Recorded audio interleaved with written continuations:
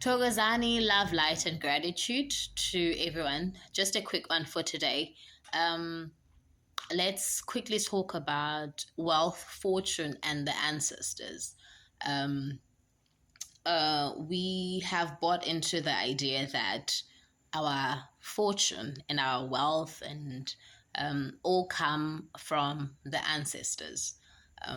They make provisions for us, right? Although this may be true for individuals that come from a bloodline that was wealthy, most people will be open to the idea of connecting with the ancestors um, because of the belief that it will unlock their fortune and their luck and their monies, and everything will be um, beautiful, and there'll be progress in life.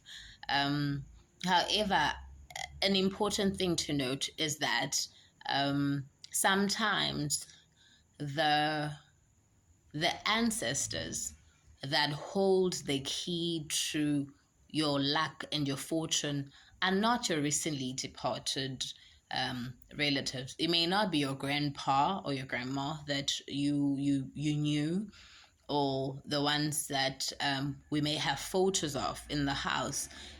It may not be your great grandma or great grandpa. It may be very, very ancient spirits, very ancient ancestors, the top dog of the bloodline,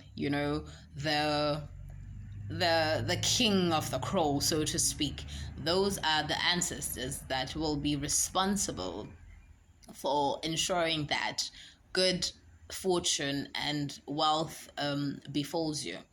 And it's important to note that when you dream of a recently departed relative who did not like you, who did not show any kindness and consideration towards you, your parents, but suddenly you see them offering you money and offering you a gift. You may not necessarily see what the gift is, but you see them offering you something you would assume is a good gift.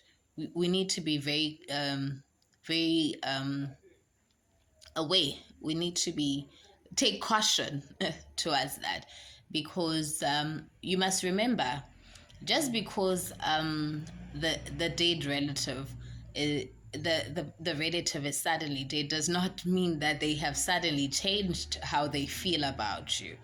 So in order to be safe and to learn discernment in such an instant, you shouldn't be receiving or welcoming money and gifts from relatives that you know never liked or loved you or your parents, as this may just be a trick for you to fall into covenants or things that you have no idea how deep they run.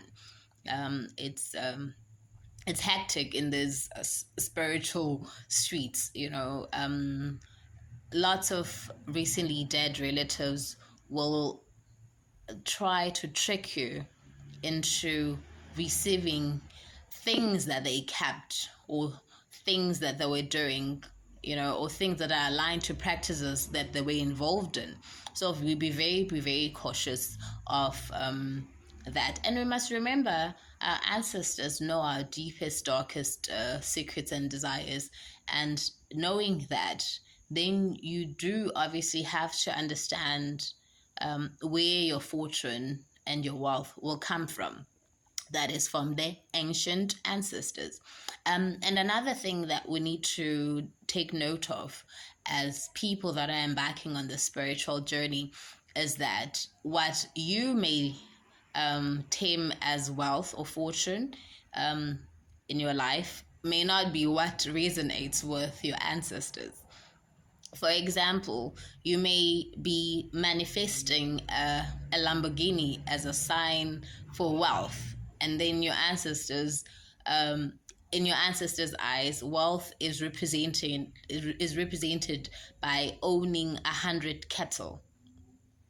You see, so you see, there's a misalignment perhaps you owning a couple of kettle and then later on buying the Lamborghini will work out for you. But from the get-go, it might not work out for you because that is not what they identify as wealth. And because the wealth then has been made possible because of them, then it's important to note what it meant for your own ancestors when they spoke about things such as wealth and fortune. And for some ancestors, things such as being of service to the community was very important. It played a very important and a very important role in their lives. So perhaps you needing wealth or unleashing your fortune may mean that you need to be of service to your community in some way, and then your things will start falling into place.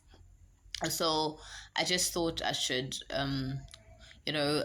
quickly do this, and sometimes understanding that as much as our ancestors, our blood ancestors, will want you to thrive, there is a higher spiritual spirits, higher beings that are also rooting and wanting you to be aligned with your purpose in life. All right. Thokozani, love, light, and gratitude.